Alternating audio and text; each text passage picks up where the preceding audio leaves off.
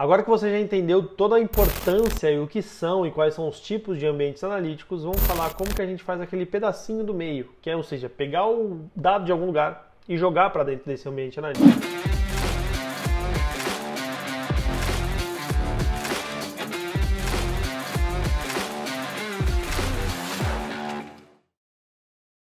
E aqui a gente já entra num problema que ele é muito comum das empresas, que é coletar dados de diversas fontes diferentes, ou seja, diversas origens diferentes ali. E por que isso? Porque o destino pode não ter o mesmo tipo de dado, as mesmas necessidades de dados que a origem tinha. Geralmente o formato é diferente, exige uma tratativa, o dado precisa ser limpo, precisa ser enriquecido, ou seja, basicamente ele precisa sair da fonte, sofrer alguns processos para que ele possa se adaptar ao destino. É um processo de migração da origem para jogar no destino e tratando esse dado no meio do caminho, muitas vezes caso ele precise. Tá? E aí, por que eu estou falando muitas vezes caso ele precise? Porque tem vezes que você vai simplesmente fazer uma cópia. Igual eu falei para vocês, depende do tipo de ambiente que a gente está usando e da técnica que a gente vai querer usar. E existem duas técnicas basicamente que você tem que ter na cabeça. O ETL, que a gente já citou anteriormente, e o ELT, beleza? Mas tenha na cabeça assim, que isso precisa acontecer automaticamente. Eu já fui a pessoa que ficava apertando o botão ali para rodar a planilha, rodar macro e depois rodar esses tratamentos, puxar de um lugar ou atualizar o dado na mão ali. Não seja essa pessoa. Tente fazer isso de forma automática, sem intervenção humana, tá? Então, de preferência, esse processo de migração, ele precisa acontecer de forma automatizada. Mas vamos lá então para o nosso primeiro aqui. Primeiro eu quero falar com vocês sobre o ETL, ou seja, Extract, Transform and Load, ou seja, extrair, transformar e carregar. Ele consiste em uma técnica aplicada a pipelines de dados, que vai coletar dados de diversas fontes, de acordo com as regras de negócio, tratando esse dado para obedecer essas regras e a estrutura final, e carregar isso no destino. Então, extrair os dados de diversas fontes diferentes, transformar esses dados ali, enriquecendo esses dados atendendo a necessidade de negócio e depois carregar esse dado no banco final. E aqui você precisa se preocupar com alguns pontos importantes, que são as conexões das pontas. Ou seja, tanto a conexão com a origem, tanto a conexão com o destino. E essas conexões são feitas através de conectores que podem ser ODBC, podem ser JDBC, que são em Java, podem ser através de APIs e por aí vai.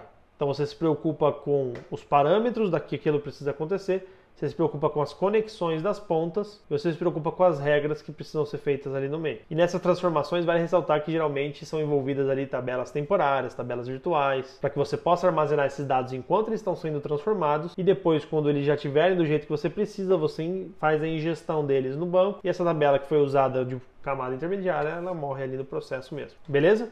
Então, extrai, transforma o que você precisa e carrega. Agora, se a gente entender o que é ETL, vamos entender então o que é ELT. Então, ELT, na verdade, você muda a ordem das situações. Então, antes você tinha extrair, transformar e carregar. Agora você tem extrair, carregar direto e aí só depois transformar. Essa técnica de ELT ela é geralmente usada em grandes conjuntos de dados e que tem geralmente uma alta frequência de importação. Preciso sempre ficar trazendo muitos dados para dentro ali. E como eu falei, ela só vai se diferenciar onde ocorre a transformação, que não é no meio da migração, mas sim no fim, depois, caso seja necessário. Agora, extrair, carregar e aí depois transformar, isso só vai ser eficiente se a tua fonte final ela tiver a capacidade para fazer esse processamento de transformação. Isso é uma coisa que poucas pessoas se preocupam na hora de fazer isso. Então joga muito dado para ser transformado só depois quando for consumido, mas a ponta não tem força suficiente para poder fazer isso. E aqui muitas vezes, só para vocês entenderem também, a gente usa computação distribuída para poder processar esses dados de Big Data e por aí vai. E quais são as vantagens de você usar, por exemplo, o ELT e não o ETL? Primeira vantagem é você puxa dado de grandes volumes, né, com muito mais facilidade e muito mais velocidade. Outra coisa interessante também é que os engenheiros de dados, por exemplo, quando a gente tem esse papel do engenheiro de dados sendo realmente executado, ele não vai ficar focando em transformação, em regra de negócio, tendo que alinhar com o negócio, não. Ele foca em conectar, puxar e jogar para algum lugar. Conectar, jogar, puxar, e quem vai ficar focando nessa estruturação vai ser o próprio analista ou até o tal do Analytics Engineer também, que é um papel novo que vem surgindo em algumas empresas tipo Nubank. Então, para operações de DataOps, operações de dados mais robustas, o ELT ele faz mais sentido. E aí depois, quando outras pessoas precisarem, eles fazem um ETL daquele dado que está lá e jogam para algum outro lugar para ser consumido, por exemplo. Beleza, Gustavo, mas qual escolher então? Escolho o ETL ou escolho o ELT? Vocês têm que ter em mente que quando o ETL foi criado, o armazenamento dos dados ele era muito caro. Então as pessoas precisavam tirar tudo que elas podiam ali, criar realmente o que elas iam precisar para poder carregar o dado ali dentro. O que a gente vem observando que mudou nessa realidade de cloud e cloud cada vez mais acessível para a gente. Hoje o que era lento se tornou muito rápido e o que era caro se tornou extremamente acessível. Então, considerando a alta agilidade e grande volume de dados que as empresas têm, elas estão cada vez mais optando por ELT para trazer os dados para dentro e ETL para construir alguns pipelines específicos. Por isso, por mais que implementar um pipeline de ELT seja algo mais complexo, exigindo mais esforços de arquitetura e por aí vai, o ELT oferece mais benefícios a longo prazo. E como ele traz os dados mais rapidamente, no longo prazo também você acaba economizando um pouco mais de dinheiro com ele. No entanto, se você não tem tanto armazenamento, se você precisa ser mais econômico, o ETL acaba sendo sim o processo mais recomendado, ou seja, você pega só aquilo que você realmente precisa no momento que você precisa e joga dentro do ambiente, não mantendo, por exemplo, a estrutura original. Agora lembre-se,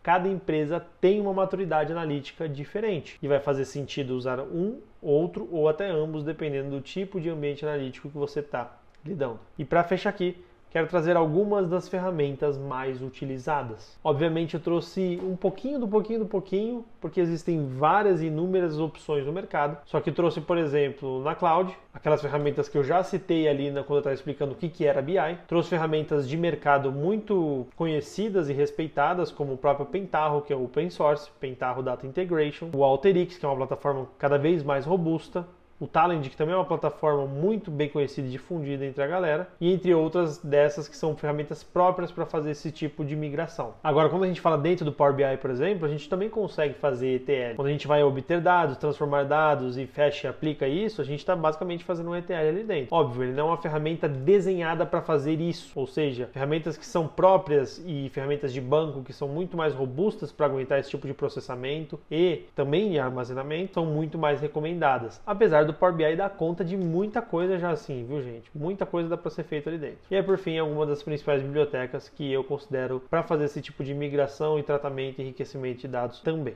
principalmente de Python. É isso, espero que tenha gostado, te vejo na próxima aula. Fica ligado!